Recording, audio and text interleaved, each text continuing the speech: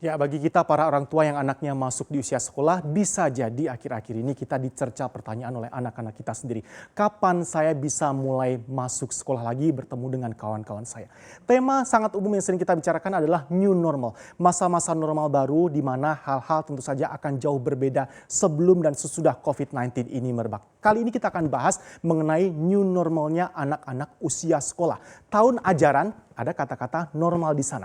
Tahun ajaran normal baru. Ini tidak hanya anak-anak kita yang bertanya kapan saya bisa bersekolah lagi, tapi para orang tua murid juga semuanya menanyakan kira-kira kapan kegiatan belajar mengajar di sekolah hadir secara fisik, dihadiri oleh murid-murid dan juga guru bisa berjalan kembali, kalau tidak 100% normal tapi bisa dimulai lagi. Ini pertanyaan yang wajar ditanyakan karena kalau kita berbicara mengenai Kemenko Perekonomian yang sebelumnya sudah mengeluarkan kajian awal seputar pemulihan ekonomi, di kajian awal di mana pemulihan ekonomi atau reopening ekonomi yang akan dilakukan secara bertahap tadi disebutkan kegiatan pendidikan di sekolah sudah boleh dilakukan di 15 Juni 2020 dengan catatan ada persyaratannya sistem shift dan sesuai dengan jumlah kelas. Tetapi ini juga masih masuk ke dalam ranah kajian awal sambil kita nantikan seperti apa keputusan resminya kapan kalau masuk ke dalam tahap reopening atau pembukaan kembali ekonomi, pemulihan ekonomi di mana di sana juga ada aktivitas kegiatan belajar mengajar benar-benar bisa dilakukan. Kapan aktivitas belajar di sekolah mulai bisa berlaku karena informasi yang beredar semakin santer adalah benarkah Juni mulai bisa berlangsung lagi KBM untuk anak-anak usia sekolah. Langsung dibantah. Ini adalah klarifikasi dari Mendikbud Nadiem Makarim. Menteri Pendidikan dan Kebudayaan menyampaikan bahwa informasi tahun ajaran baru mulai Juni 2020 untuk sementara ini adalah informasi yang belum bisa diklarifikasi. Membantah informasi bahwa nanti anak-anak kita bisa bersekolah di bulan Juni. Kemudian Pak Mendikbud juga menyampaikan belum ditentukan kapan tahun ajaran barunya. Keputusan menurut Nadiem Makarim ini untuk sementara masih dipusatkan di gugus tugas percepatan penanganan COVID-19 yang lebih memahami karena kita tengah berbicara mengenai tren pergerakan dari kurva, angka kasus dan sebagainya dari COVID-19 yang merebak di Indonesia. Ini menarik karena tim CNBC Indonesia berhasil mendapatkan informasi dari seorang pejabat di Kemendikbud yang tidak berkenan disebutkan namanya. Pejabat dari Kemendikbud ini menyampaikan bahwa Kemendikbud sejauh ini belum bisa menetapkan kapan sekolah bisa dimulai lagi KBM-nya. Karena kewenangan untuk membuka sekolah bukan ranah dari Kemendikbud, melainkan gubernur di setiap provinsi. Ini berasal dari informasi seorang pejabat di Kemendikbud yang tidak berkenan untuk disebutkan namanya.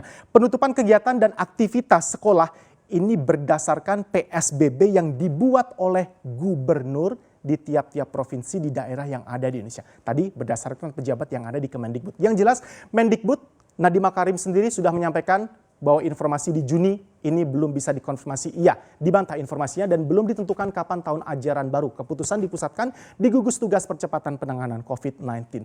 Next, syarat untuk KBM bisa dijalankan lagi ini sebenarnya apa sih? Ini karena sifatnya pandemi COVID-19, kasus ini jadi semua negara tidak hanya Indonesia menghadapi permasalahan serupa. Sehingga kasusnya pun penanganan kemudian solusi yang ditawarkan bisa jadi berlaku hampir sama karena semua tengah menghadapi kasus berupa pandemi. Pra-pembukaan, proses pembukaan, dan juga pasca pembukaan. Ini adalah syarat membuka sekolah standarnya UNICEF, Badan PBB yang menangani perlindungan anak. Yang pertama adalah tahap pra-pembukaan. Ini sebenarnya ada banyak tahap-tahap 3 ini, pra-pembukaan, proses pembukaan, dan pasca pembukaan. Tapi kami ambilkan intinya saja, karena masing-masing fase poinnya bisa banyak sekali. Dimulai di daerah dengan risiko paling rendah. Jadi Indonesia harus lebih teliti dan jeli dalam melakukan penelitian dan research. Kira-kira mana daerah-daerah yang tersebar di seluruh tanah air ini yang mempunyai angka COVID-19 paling sedikit atau bahkan sudah mulai menghilang dan juga zero. Ini doa kita bersama ya. Bisa dimulai menurut standar UNICEF di daerah dengan risiko paling rendah tadi. Tetapi harus mulai juga dipersiapkan dan dipikirkan. Nanti modelnya seperti apa? Sebelum saya buka kegiatan KBM ini, penegakan social distancing dan protokol kesehatan yang lebih ketat akan seperti apa? Sesuai dengan sekolah dan daerah masing-masing tentu saja kebutuhan dan pendekatannya akan berbeda. Nah ini harus jelas di awal. Saya tahu nanti SOP-nya seperti apa ketika sekolah saya sudah mulai dibuka. Menyusun kebutuhan pendanaan karena tentu saja akan ada kebutuhan pendanaan baru di new normal konteks dunia pendidikan. Kita berbicara mengenai penyediaan shelter, kemudian juga ruang tanggap darurat, tambahan untuk sanitasi dan sebagainya, ini harus dipikirkan dengan matang. Next, proses pembukaan. Meningkatkan komunikasi dan koordinasi. Jangan sampai ada mismatch antara kebijakan satu pintu dan juga pintu lainnya. Ini UNICEF menyarankan agar komunikasi semua arah bisa terbuka dan diawali dari benar-benar fase awal sebelum sekolah ini dibuka. Sehingga kepala sekolah, para guru, dan semua pihak yang terkait dengan dunia pendidikan bisa saling berkomunikasi dengan baik. Nanti ketika sudah sampai di hari hanya, mereka tahu harus ngapain dan harus berbuat apa. Peningkatan kualitas sanitasi. Inilah mengapa tadi harus ada pendanaan ekstra untuk meningkatkan kualitas sanitasi di tempat anak-anak kita belajar. Memberi keringanan biaya sekolah dengan catatan jika dimungkinkan. Tergantung juga dari kemampuan masing-masing negara. Ini menimbulkan pertanyaan bagi Indonesia. Maukah Indonesia memberikan insentif di dunia pendidikan berupa keringanan biaya sekolah? Mengapa UNICEF mencantumkan keringanan biaya sekolah? Karena mereka paham betul impact ekonomi bagi para orang tua murid sepanjang PSBB atau di negara lain bahkan sampai lockdown ini berlangsung, tentu saja sudah memberikan impact bagi income dan juga perekonomian masing-masing keluarga. Memberi keringanan biaya sekolah jika dimungkinkan. Kita nantikan untuk konteks Indonesia apakah bisa kita memberikan keringanan biaya sekolah tadi. Next, pasca pembukaan. Kalau sudah dibuka seperti apa? Menyusun model pembuatan keputusan buka tutup sekolah. Nah, karena sudah kejadian, kita harusnya bisa belajar dari pengalaman kasus ketika mendadak ada PSBB atau di negara lain ada lockdown mendadak. Ini kapan sekolah saya harus tutup atau bisa buka lagi. Jadi harus tahu, punya modelnya dan ada SOP-nya kapan sekolah saya bisa ditutup, kapanpun dan apa kondisi yang menyebabkan sekolah saya harus ditutup. Meningkatkan investasi di bidang pembelajaran jarak jauh. Ini yang pemerintah kita juga perlu pikirkan. Kita banyak belajar dari adanya PSBB di mana anak-anak kita harus belajar dengan sistem pembelajaran jarak jauh melalui daring atau online dan sebagainya. Ternyata Indonesia masih banyak yang harus dievaluasi karena kita ada semacam ketimpangan, kemudian perbedaan infrastruktur yang belum sepenuhnya memadai untuk pembelajaran jarak jauh bisa berlangsung secara maksimal. Akses dan adopsi teknologi digital yang dianggap ternyata juga masih rendah dan juga belum merata. Kasihan saudara-saudara kita yang tidak mempunyai akses untuk bisa melakukan pembelajaran daring atau online. Jangan sinyal yang biarpet untuk akses saja mereka tidak punya bagaimana bisa mengakses pembelajaran model jarak jauh atau daring. Kemudian pertimbangan penundaan ujian, ini juga sempat menjadi headline, pertimbangan penundaan ujian dan jika memungkinkan seluruh siswa bisa naik kelas tanpa ujian. UNICEF pun juga sudah memikirkan hal ini masa-masa ketika kemarin juga sempat menjadi pembicaraan di Indonesia. Bisa nggak misalnya ini ujiannya kita tunda sementara kemudian seluruh siswa bisa naik kelas karena ini situasinya benar-benar eksepsional atau berbeda. Jadi semuanya diperbolehkan untuk naik kelas tanpa persyaratan mengikuti ujian. Ini adalah gambaran syarat buka sekolah menurut standar UNICEF. Ini menarik juga. Ini sumbernya kami ambilkan dari Ikatan Dokter Anak Indonesia atau IDAI. Sebelumnya kita sempat bertanya, benar nggak sih anak-anak kita usia sekolah, TK, SD, SMP ini mempunyai sistem imun yang jauh lebih kuat di tengah pandemi COVID-19 ini dibandingkan usia-usia dewasa atau yang lebih rentan lagi dikatakan lansia. Ternyata IDAI menyatakan, ini berdasarkan pernyataan resmi tanggal 22 Mei 2020, bahwa itu adalah pemikiran yang sangat salah.